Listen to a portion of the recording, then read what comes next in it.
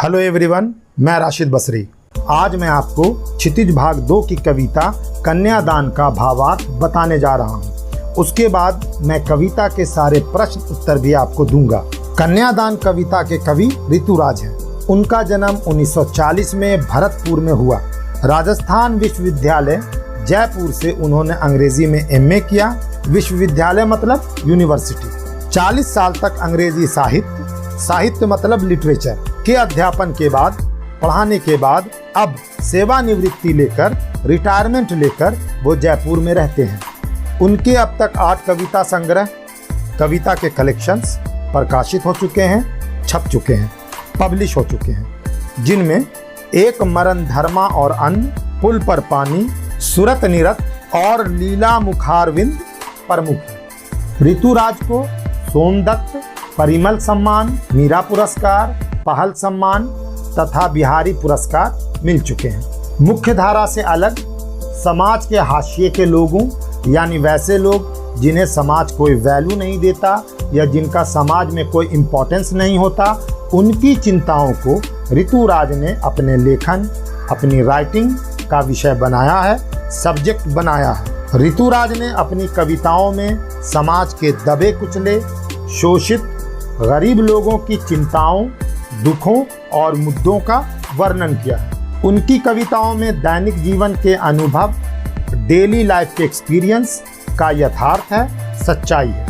और वे अपने आसपास रोज़मर्रा मीन्स डेली लाइफ में घटित होने वाले सामाजिक शोषण और विडंबनाओं पर निगाह डालते हैं। शोषण का मतलब है किसी के धन और संसाधन आदि से नाजायज लाभ उठाना।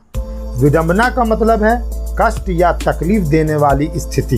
ऋतुराज ने अपनी कविताओं में दैनिक जीवन के एक्सपीरियंस, जीवन की सच्चाई, आसपास होने वाले सामाजिक शोषण और कष्ट देने वाली स्थितियों का सटीक वर्णन किया है। यही कारण है कि उनकी भाषा अपने परिवेश का अर्थ है आसपास का वातावरण, सराउंडिंग, तो उनकी भाषा अपने परिवेश और लोक जीवन से जुड़ी हुई है। लोक जीवन मतलब सामाजिक जीवन, समाज से जुड़ा हुआ जीवन। वो अपनी कविताओं में परिवेश और लोक जीवन से जुड़ी सिंपल बोलचाल वाली भाषा, आसानी से समझ में आ जाने वाली भाषा का उपयोग करते हैं, अर्थात उनकी भाषा सरल है। कन्यादान कविता में माँ बेटी को स्त्री के परंपरागत यानी ट्रेडिशनल आदर्श रूप से हटकर सीख दे रही है। कन्यादान का मतलब होता है कन्या का दान। इसका मतलब होता है कि माँ बाप ने अपनी बेटी का हाथ वर के हाथों में सौंप दिया।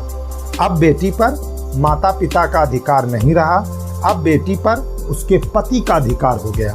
सामाजिक पॉइंट ऑफ व्यू से अब बेटी पराई हो गई। कन्यादान कविता में माँ बेटी को स्त्री के ट्रेडिशनल, पुराने, सुने सुनाए आदर्श रूप से हटकर कुछ अलग सीख दे रही है। कवि का मानना है कि समाज व्यवस्था द्वारा स्त्रियों के लिए आचरण संबंधी जो प्रतिमान गढ़ लिए जाते हैं, वे आदर्श के मुलम्मे में बंधन होते हैं।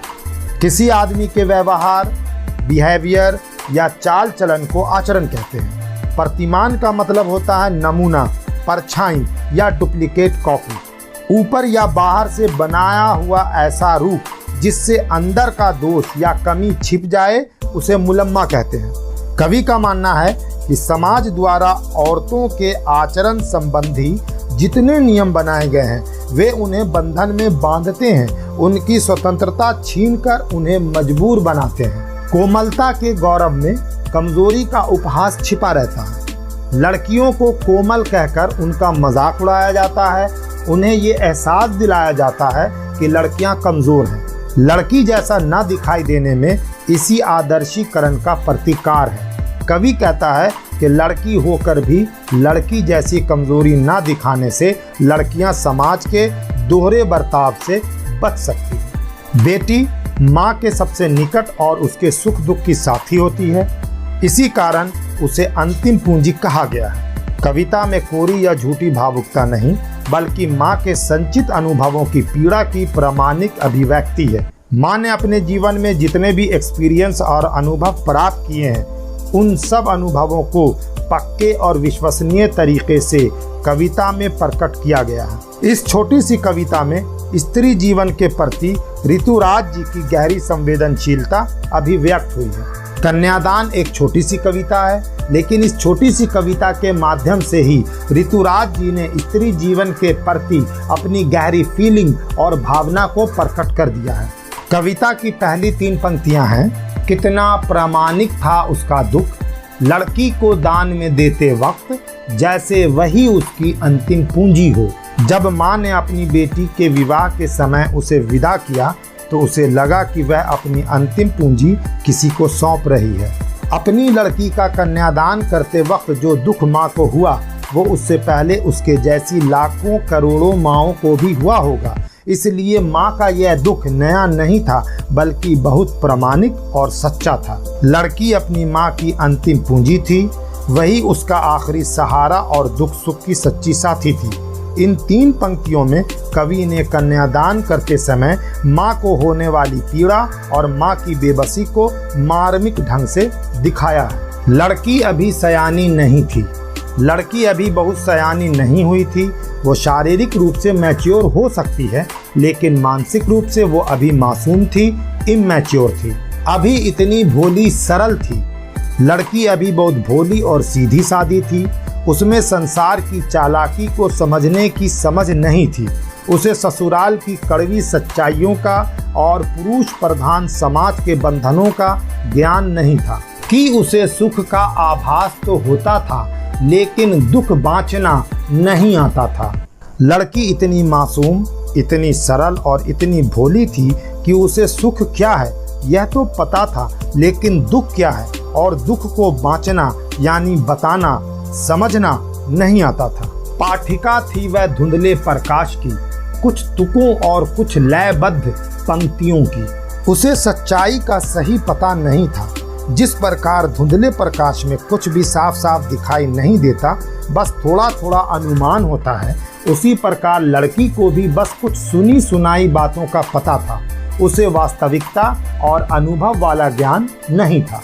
वह तुकों और लय से बंधी कविता की पंक्तियों को पढ़ना जानती थी, लेकिन उन पंक्तियों में छिपे अर्थ और भावों को वह नहीं समझ पाती थी। उसे विवाह के केवल सुरीले और मनमोहक पक्ष का पता था।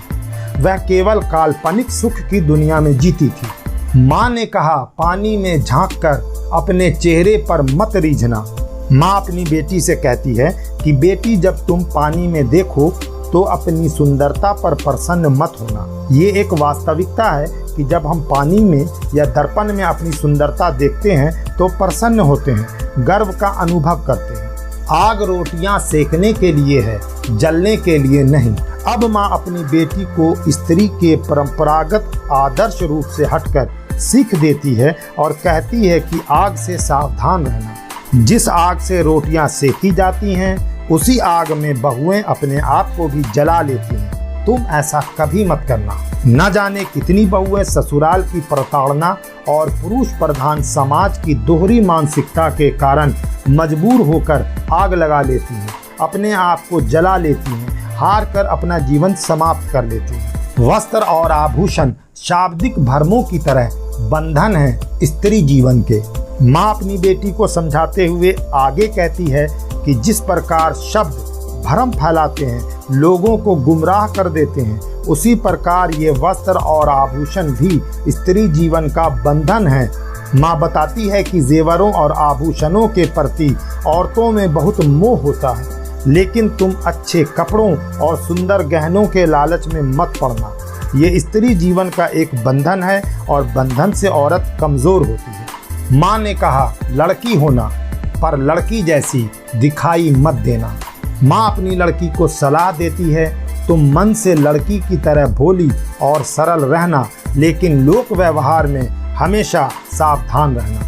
तुम अपने मन से मासूम और सरल होना, इनोसेंट होना, लेकिन अपनी सरलता, अपना भोलापन प्रकट न होने देना, वरना लोग, समाज सभी तुम्हें मूर्ख बनाएंगे, तुम पर अत्याचार करेंगे और तुम्हारा शोषण करेंगे। इसलिए तुम मन से लड़की होना, लेकिन अपने व्यवहार और गतिविधि से लड़की जैसी कमज़ोर और अबला मत होना। शोषण और अत्याचार के विरुद्ध चुप मत रहना बल्कि विरोध करना, आवाज उठाना। अब मैं आपको इस चैप्टर के सारे क्वेश्चन आंसर बता देता हूँ। सारे क्वेश्चन आंसर को 2 पार्ट में मैंने बांटा है। पहले क्षितिज के क्वेश्चन हैं और फिर एग्जाम में आए हुए प्रीवियस ईयर क्वेश्चंस के आंसर हैं।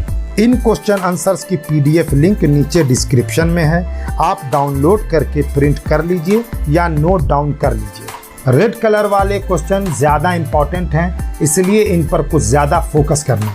तो गाइज, इस वीडियो में मैंने कन्यादान चैप्टर को पूरा कंप्लीट कर दिया। अब आपको कोई भी आधी अधूरी वीडियो देखने की ज़रूरत नहीं है। इस वीडियो में इतना ही। Good bye.